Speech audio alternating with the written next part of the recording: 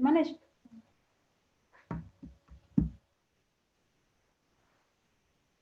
We go. Cool. Welcome. So Timbella did not tell me that we're recording and hit record. So welcome. Thank you for being in the room with us. So we want you to know, firstly, that this is recorded and that you're watching a recording, but um, that also means that at the same time you get to engage with us in real time in Facebook. So you're probably watching this on Facebook and it's Facebook Live, but we want you to know that Timbella and I are in that Facebook Live with you and we're chatting. So do chat with us in the chat room. So for those of you who are new to Womanico, welcome. This is something that we do week on week, well, at least every second week now, and we bring to you something that we hope will help you. And so recently we've started a series that's called Dealing with Baggage, and workplace baggage is what we're working with. And we're hoping that this will really support you in some way. We know that a lot of people during this pandemic, besides all the other work stresses that you deal with, one of the things we do carry around is baggage, emotional baggage, workplace baggage, emotional baggage mostly. And there's not a single person who isn't carrying baggage around. That's something we found out in the past 2 weeks. And so, with that, we've developed a very interesting framework, which I'm going to share with you soon. And so, Timber is going to share the screen, and I'm going to tell you what that baggage is. It has really interesting. This framework has a really interesting name, and I'm always fighting with Timbella because I'm not always the one wanting to say it. So the framework is called I. You can call it Yes, go for it, Timbella. I forget. So it's a IFOCT and then it's it, and it stands for something that's a very simple acronym. It's to identify it, frame it, own it, and change it. And it's a coaching methodology that Guatemala and I use when we're working with people. But we're going to use this framework to deal with workplace baggage. So if you've joined us in part one, we covered identify it. And if you were in the room that day, you would know that what we wanted you to do is to identify a trigger. So we all get triggered. Timbella shared a story with us on how she carried workplace baggage with her for a very long time. And what was the triggers that she came across? And how does she deal with it? So if you haven't yet heard that, I would suggest go back to part one, look for the recording, reach out to us if you don't know how to do that, and we'll send you a link to that recording. But it really does ground the series. So today we're in part two, but I'm going to do a quick recap of part one, which was identify it. So what we know is that suddenly we might have a trigger.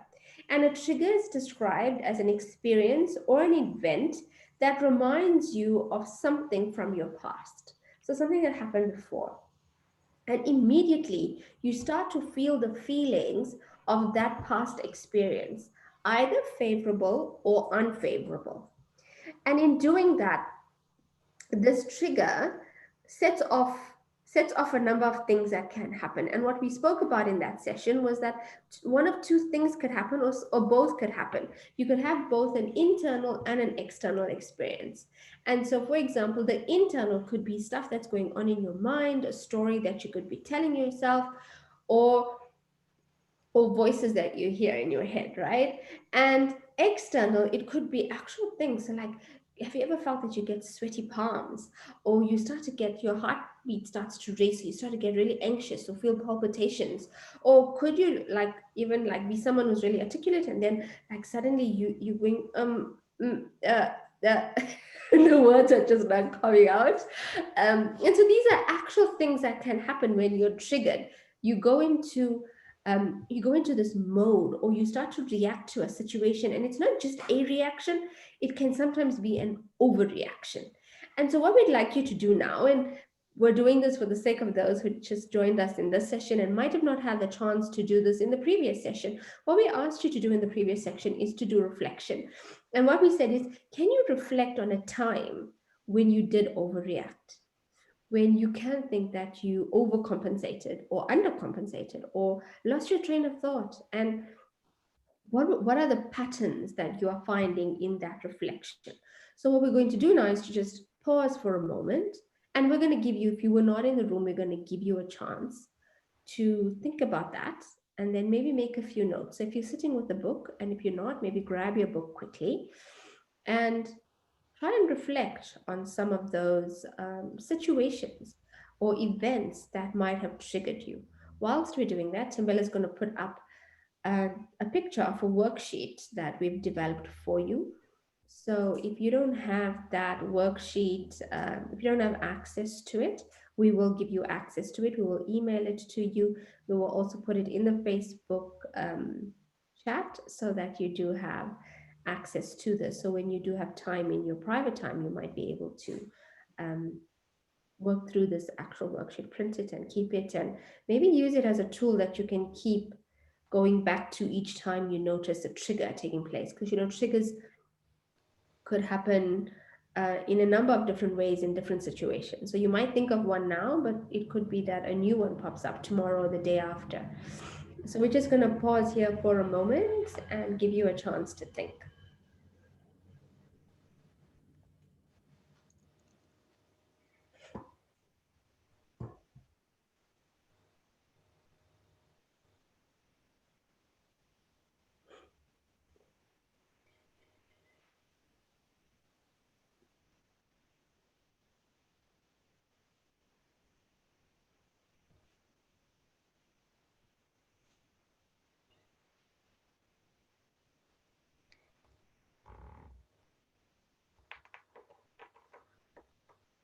Kind of feels strange that we are just quiet. But hey, I hope you are getting along well with your reflection, that we are not disturbing you.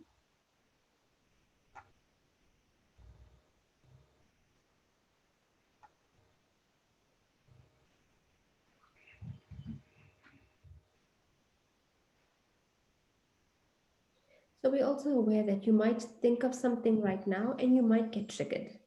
And that's a possibility, right? We said that sometimes just thinking about a situation might trigger you. And if that is the case, then we'd like you to know that right now, whilst you're watching this, both Timbella and I are available to you. So on Facebook Messenger, look out for me. It's Cheryl Jacob Singh. So Singh. And if you find me on Facebook, if you're not already a Facebook friend of mine, drop me a message in Messenger and I will reach out to you and we can talk through what you're going through right now. And that's a real time support we'd like to give you, knowing full well that when thinking about triggers, you could get triggered in that moment. Timbella is also available and she's going to tell you how you can find her on Facebook. So if you don't go to Messenger or Numaniko, you can find me on Facebook, Tembela Miranda Makapela Njenga. I know it's long, but it was really meant to help people who know me like before I got married, and who also, like when I started working, I stopped calling myself Miranda. So it's also for people who understand me like from the different contexts of my life. So it's Miranda Tembela Njenga Makapela. All of my names are there. Yes, when we have too many names. But yes, do reach out. If you are struggling in this moment and we are aware that that could be the case, please reach out. Like Timbella and I here, we're a resource and we want to journey with you. So feel free to reach out and have a chat with us. What I'd like for you to take cognizance of before I hand over to Timbella is that we're going through a framework while thinking about work baggage. We're going through a framework. That framework is I Forget. Yes, it's very controversial, that framework, but it's very interesting at the same time. It stands for identify it, frame it, own it, and change it. And today we're talking about framing it, but I gave you a quick recap to identify it. What I'd like you to know is that we have discussion questions. If you are in the event, in the Woman Eco page, we have discussion questions. So when Timbella makes reference to that, what we'd like for you to do is to go to that particular discussion question and share your thoughts there. What we'd like to also remind you is that this is an open platform, even though this is a closed group that you're watching this in. We don't want you to mention your company's name or people's names who might have triggered you. What we do want you to share is, how did you feel? How did it make you feel? What did it make you think of? So share your experiences without having to expose anyone or any one company. And feel free to share, but be cognizant that you are in a platform that's open to a number of people who are in this group who might know the company you're working for. And I'm sure you don't want to put any company or person into disrepute. So with that, I'm going to hand over to Tembella so that we can move through this and go for part, and then dive into actual part 2. So I gave you a recap of part 1, and now we're going to dive into part 2. Tembella, over to you.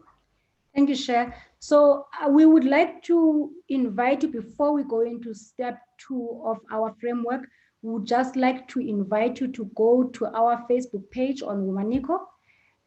First, if you will not be able to comment there if you have not liked the page. So first, like Womaniko, and then you go under events.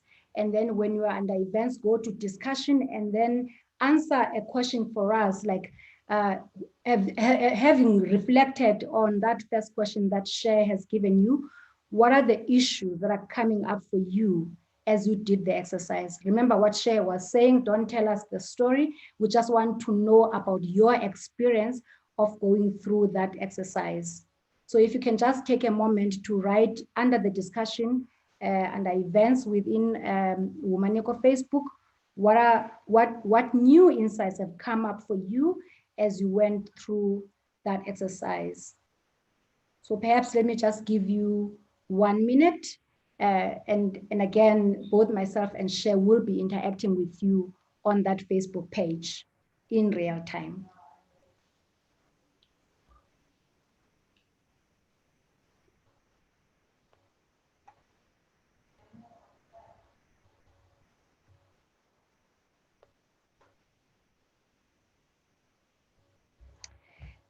Okay, now let's come to the second part of our framework, which is framing it. As they normally say, hindsight gives you insight. So this part of the framework is where we're trying to make sense of the trigger that we have just gone through. So we want to try and understand what is behind that trigger. Where are you when this is happening? Are you at an event? Are you at home? For those who were who participated in our first session, you would remember that for me, I mentioned that when I first encountered the trigger, I was in a meeting. And after that, every time I went into meetings where I had to talk about my work, I would again feel the same trigger. So where are you? What is the environment like? Who is there with you? Are you at home? Is there a particular person perhaps that makes you feel triggered? I know, Cher, when we talked earlier, you had an example about a person that normally triggers you. I don't know whether you would want to share that with our participants today. Sure. So I'm generally quite, I mean, like you will hear me, I speak quite openly, articulately. I generally know what I want to say, and I can communicate that pretty well. But I find that sometimes I could be in a particular meeting where there's a group of people that I need to present, whether it's whether I need to present a paper or sometimes a potential deal, and the way questions come back at me come to me in a way that makes me feel like I need to go into a defense mode. And when I have to do that, my mind plays tricks on me. My mind, my mind almost switches off. That I might know the response to that. I worked the paper. I know the deal. I know how to deal with this. But suddenly, just being put on the spot and asked questions in a way that's not in an inquiry way, but rather like in an aggressive kind of a way, I find that I don't think my train of thought gets really messed up. And then I become this person that sometimes I even in reflecting like, who is she? Why is she behaving like that? And then afterwards, I think like, oh, but I knew the answer. I had all of that data. Why didn't I say it? And what I realized is I like conversations. I like someone to come alongside me and say, oh, I see where you're going with this. So help me understand. It's very different than, why did you? Why didn't you? And when I do that, I go into defense mode. And in defense mode, I'm really not the most articulate or the well thought of, like well thinking person. And so for me, that's a trigger, like just being interrogated, actually, yeah, that's the word. When I'm interrogated, I start to behave in this way, and it's in a way that I don't particularly like myself. I don't like to even think that I'm portrayed as this person who can't think through things. And so Mm. for me, that's something I'm learning to work on, to say, when this particular person or people trigger me, what does Cheryl need to do to ground herself and think Mm. about how should my response be different? But just the starting point, just going through this process with you, Timbela, has helped me to figure out, like, oh gosh, actually, these are triggers for me. And now I Mm. need to frame it. In what context is this happening?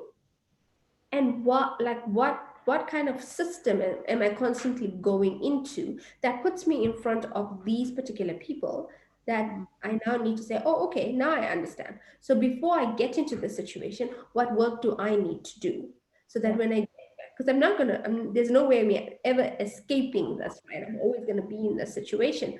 But now that I know that, how do I prepare myself in advance to be able to show up differently and show up more centered? I can't control how they might ask me the question, but in future, I do know how I can ground myself so that I answer and stay calm and breathe. And at the back of my mind, say, okay, no one's attacking you, Shay. How do you deal with this in a Mm. sensible way so that you also show up differently and you don't show up like you're a scatterhead all over the place? Yeah. But yeah, that's why. Yeah. Thanks, Chef, for sharing that. I mean, as you are talking now, I'm just reminded of one of the things that we've been talking about in the past few weeks, the idea of befriending your body. I think also part of framing your trigger and trying to understand what are the drivers is also important for you to be thinking about, like, in those moments when you are triggered, what is happening in your mind, what is happening in your body. So for instance, what are you feeling? Over and above, like, the behavior, what are you actually feeling, and where is it that you are feeling this inside of your body, because that's also an indication or a way of helping you to really better understand what's going on and what are the drivers of your triggers. So I think now I would want to again give you time to reflect. I mean, we've given you the questions that you can use to help you better understand the interplay between the different issues that trigger you, that environment, the people, the events that trigger you. So now I want you to go back to Facebook again and respond on debriefing question 2. And that question says, having gone through the framing exercise or the questions that we've just given you, what new insights are coming up for you? So for instance, have you been able to identify pointers to the underlying drivers? I'm actually using pointers because I know that this is a very short time and you need to still make time perhaps at home to go through those questions. So for now, when we are doing this exercise, we're just looking for pointers. Do you have any pointers that are showing you that these might be my triggers, or this kind of a person is triggering me, or these kind of events are a trigger to me? So I will give you just a minute to just reflect on Facebook. We really want to encourage people to reflect on Facebook. And I know that it's a new thing that we are trying, and we'll see how it goes. And after a minute, Cher will come back to close us off for today's session.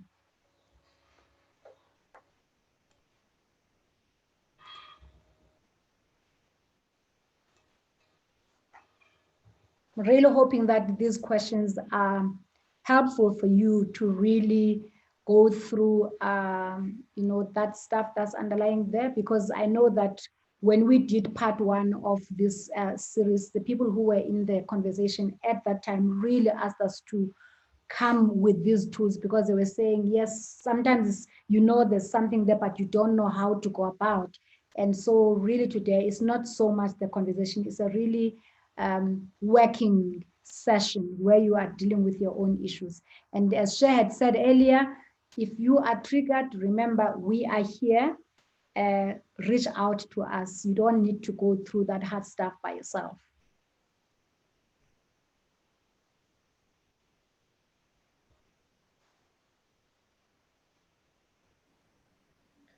Great. So we hope that you are writing or thinking, at least, or making mental notes, and really delving into this process, what we do realize is that all of us have baggage, but we don't always learn the tools to deal with baggage. And my mom has this example that she uses. She says, a lot of us are like champagne bottles, and we just keep shoving stuff in all the time. And we put the cork in it, like, oh, I'll deal with it. Yeah, okay, I'll deal with it. And you put the cork back in. And then one day there's just too much pressure in there. And you take that cork off, and suddenly it all goes to, becomes a complete mess. And you're like, oh, why am I overreacting? Why this kind of expression from myself? But it's only because you've been carrying this for such a long time, and you haven't taken the time to sit quietly and reflect and think and work it out of your system. So you would have heard this from Timbela and I at some point. If you've been journeying with us, we say, oh, my dogs are having a moment. Maybe they're also dealing with their triggers. I think so. Someone's triggering my dogs right now. So the thing about journaling, and why we insist you use the worksheet or at least use a book, is that when you take something, when you're dealing with something, taking it out from your subconscious into your consciousness and then writing it means you actually take it out of your body. And that is so important for letting things go. So back to my champagne story, it's about really processing those things and not allowing it to build up. So we're hoping that you're engaging with us. We want you to know that for this framing session, we have a worksheet as well. We're going to make that worksheet available to you. So do reach out if you haven't been able to access the bag, the identified, so the one with the bag, and the framing one, which we'll make available to you. Let us know, drop a message, let us know if we don't have your email address yet, and we will send that to you. With that, we're so grateful that you're journeying with us. This is part 2 of a 4-part series where we're going through the stages of how to pocket. No, without offloading our web package. So we really learned how to do that. And I think even though that's quite an interesting wording that we chose, I think sometimes that's just the approach we need, is to say, like, how do I deal with this? And how do I just let it go? How do I just, F this? And so I do hope that you'll stick with us and come back for part 3, which will be around owning it. And so we're going to talk about what is your role in this and how do you take responsibility for the parts that you can. And then we're going to change it in part 4. And so with that, thank you so much. Remember, we're both live here in the session. So do reach out. We're probably commenting with you. So even though this is recorded, we're actually trying our best to still stay engaged with you. Can I come in? Bella, who has something to say. Yes. Just to remind people that our next session is going to be in 2 weeks' time. So we are having this series every other week. And again, we want to remind people, both myself and Share, our coaches, if you feel like you want to have one-on-one with us to take you through the process, we are here to help you. And my parting words is, until we deal with the issues that we are carrying on our backpacks, we will continue to carry the heavy load that weighs us down. So this is our chance, sisters. This is really our chance to take off that load. You do not need to carry that load on your backpack again. On that note, see you in 2 weeks' time. Continue to follow us on Womaniko page, on Facebook, on LinkedIn. We are also on Instagram. Great, thank you. We wish you well. We hope that this series is helping you. We're hoping that these tools are making an impact for you. We'd love your feedback. We love to know if we're on the right track and if we're still serving you. So do send us your messages, and we wish you well for the next 2 weeks until we meet again. Thank you for joining us. And we look forward to transforming in the next space we find you in. Take care and much love from Timbela and I. Thank you. Bye.